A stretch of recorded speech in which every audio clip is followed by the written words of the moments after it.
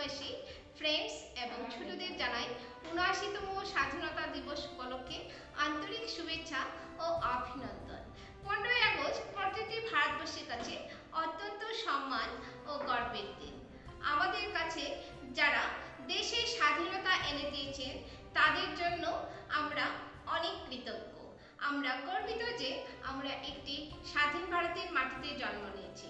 আমরা ভারতের ভবিষ্যৎ, তাই দেশের উন্নয়নের জন্য আমরা সবাই এগিয়ে আসতে হবে। আসুন আমরা প্রতিজ্ঞা করি, আমরা আমাদের মাতৃভূমি ভারতবর্ষকে বিশ্বের সেরা দেশ হিসাবে গড়ে তোলার জন্য যথাসাধ্য চেষ্টা করব। ধন্যবাদ। জয় হিন্দ।